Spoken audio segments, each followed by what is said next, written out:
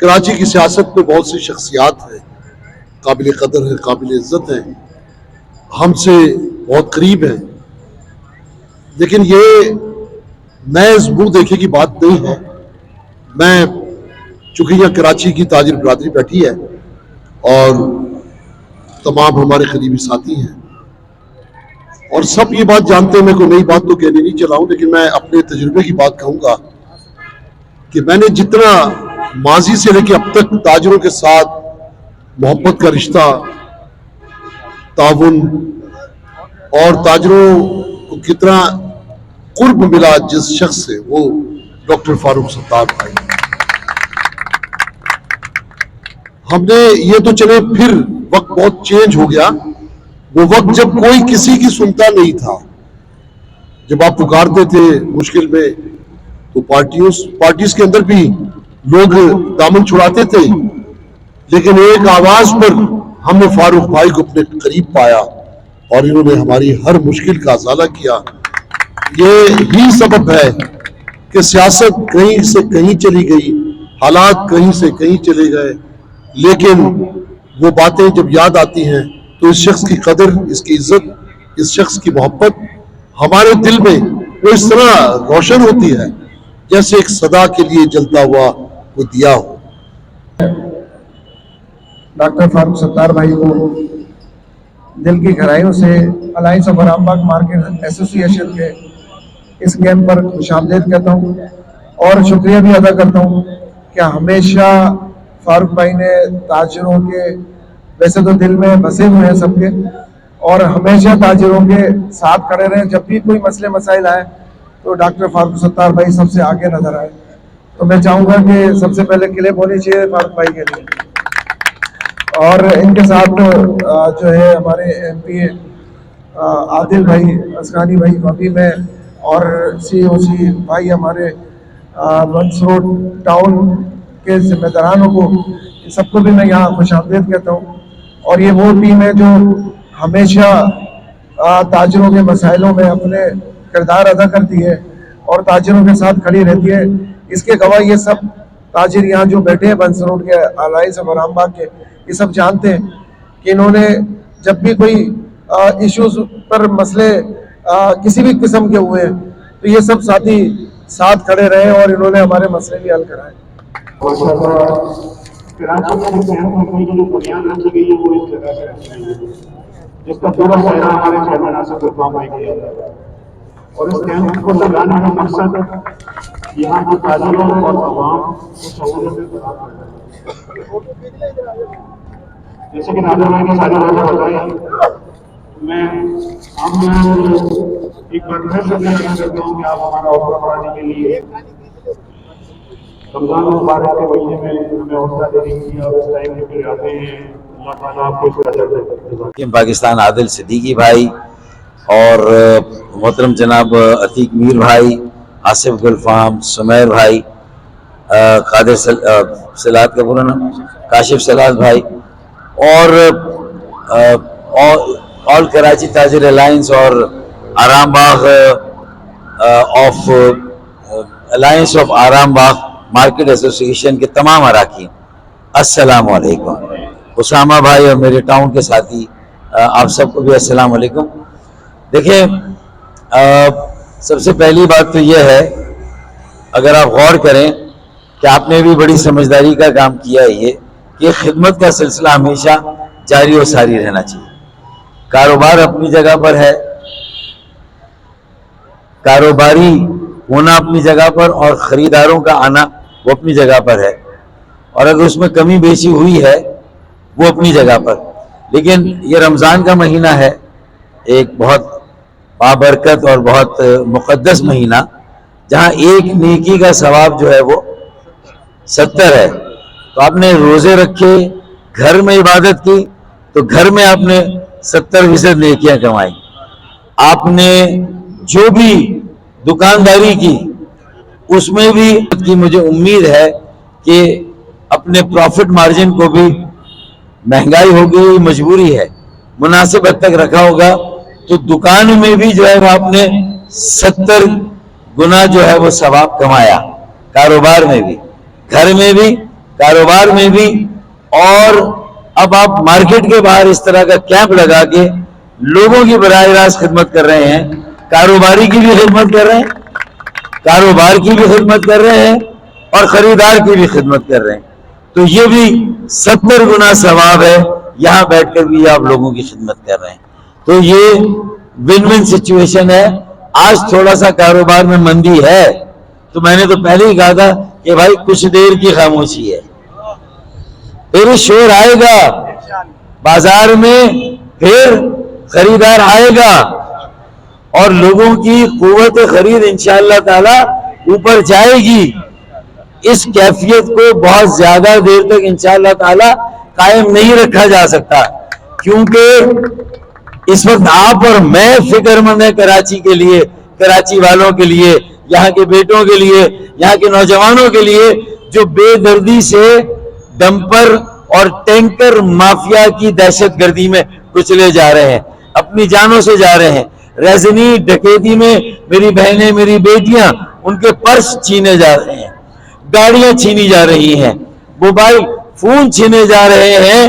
لیکن اگر یہ سلسلہ اگر اور آگے جاری رہا تو پھر ہر چیز کی لمٹ کراس ہوگی، پھر اس کے بعد کا منظرنامہ ہے وہ صرف کراچی کے لیے نقصان کا باعث نہیں ہے، پھر یہ وہ شہر ہے جو چلتا ہے تو پاکستان چلتا ہے۔ ارے پاکستان چلتا ہے، اسلام آباد چلتا ہے، لاہور چلتا ہے، پشاور چلتا ہے، اور کوئٹہ چلتا ہے، اور ان سب کے ساتھ ساتھ راول پنڈی بھی چلتا ہے۔ بات میری سمجھ رہے نہیں سمجھ رہے؟ تو اگر آج یہاں خریدار کم ہے تو یہ صرف یہاں کے دکانداروں کو نقصان نہیں ہے، یہ اسلام آباد، لاہور، کوئٹہ، پشاور اور راول پنڈی کا بھی نقصان ہے۔ انہیں بھی یہ سوچنا ہوگا کہ بھائی یہ ترقی کا انجن ہے، یہ معیشت کا مرکز ہے، اس کا بٹا کب تک بٹھائیں گے؟ اب یہ شہر کسی ایک زبان بولنے والے کا تھوڑی ہے بھائی، یہ شہر تو پاکستان کی ہر زبان بولنے والے کا شہر ہے، اور ہر علاقے کا پاکستانی اس شہر میں بستا ہے۔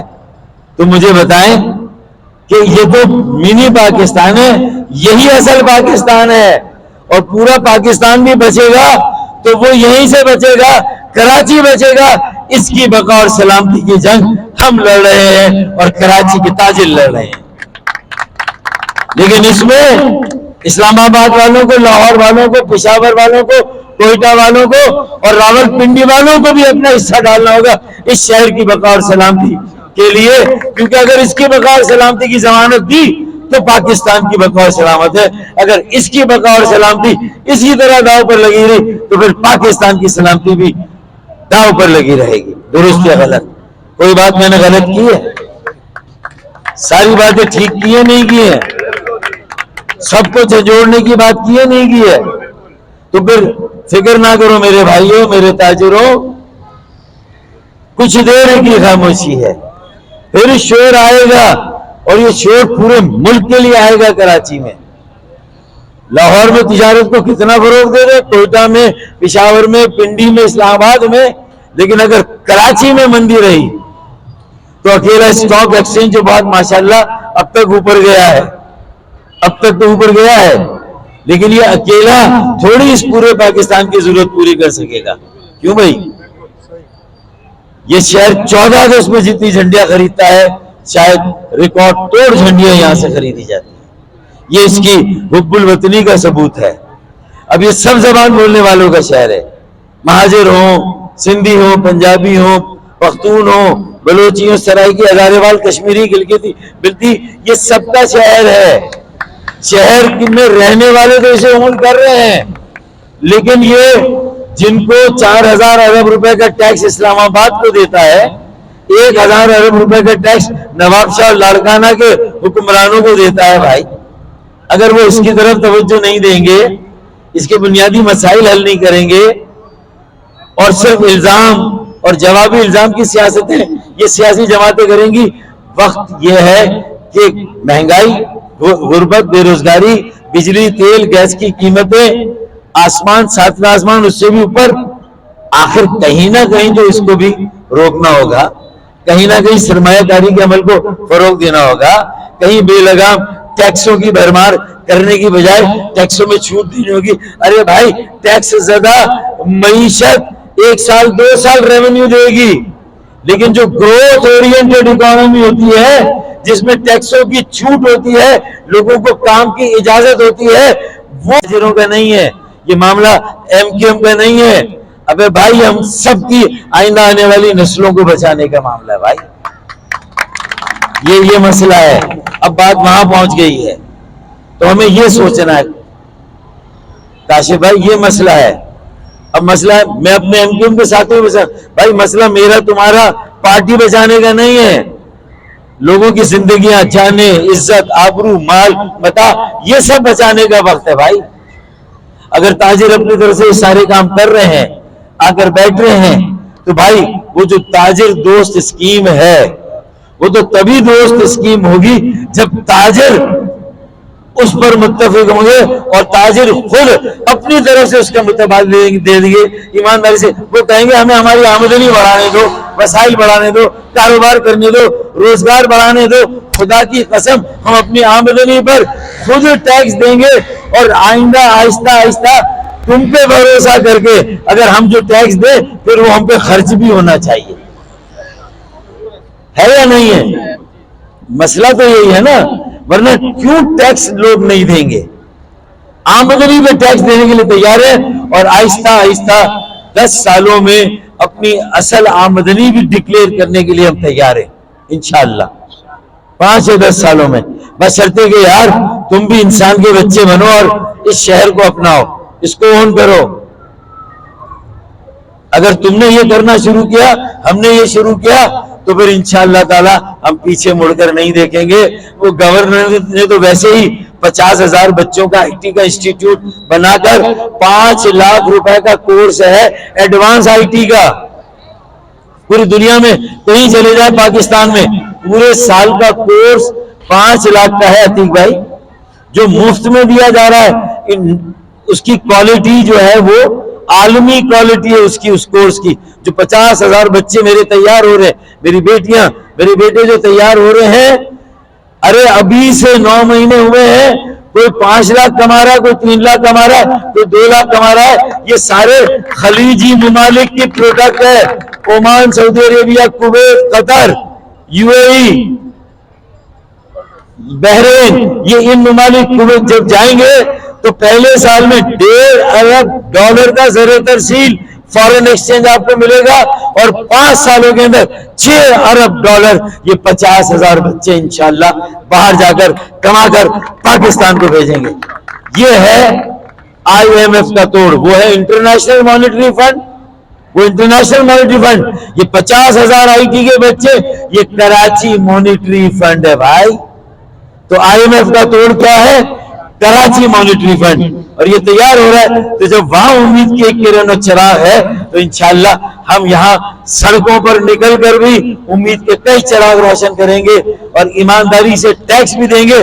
بس شرط یہ کہ وہ ٹیکس ہمارے اوپر بھی، ہمارے شہروں میں بھی لگنا چاہیے. اور ہم پاکستان دوست اسکیم دیں گے تمہیں ٹیکس دینے کی، رضاکارانہ دیں گے ہم. یار ہم کوئی چور چکار نہیں ہیں. یہ مجھے باتیں کرنی تھی، اسی لیے میں اپنے اسی ویژن پر کہتا ہوں نوجوانوں کو بھی آگے لائیں گے پارٹی میں بھی، اور امیدوار بھی انشاءاللہ 50% اگلے الیکشن میں انشاءاللہ تعالی 40 اور 35 سال سے کم عمر کے ساتھی ہوں گے. آصف بھائی کی عمر نسبتاً کم ہے، سمیر کی کم ہے، کاشف کی کم ہے. ایسے لوگ بھی ہمیں تاجروں کے الائنسز اور ایسوسیشن میں چاہیے، اور ہماری صفوں میں اور سیاست میں بھی ہمیں اسی عمر کے لوگ چاہیے انشاءاللہ تعالی. میں اور عتیق میر بھائی کوچ بن کر ان کو ٹرین کریں گے انشاءاللہ تعالی، اور ریٹائرمنٹ کا اعلان کریں گے. میرا ہے کیا خیال ہے؟ تو اب یہ بات ہے، اسی لیے میرا کانوکشن کیا ہے کہ کچھ دیر کی خاموشی ہے، پھر شور آئے گا. کچھ دیر کی خاموشی ہے پھر شور آئے گا. ارے تمہارا صرف وقت آیا ہے, کراچی والوں کا دور آئے گا. پاکستان زندہ.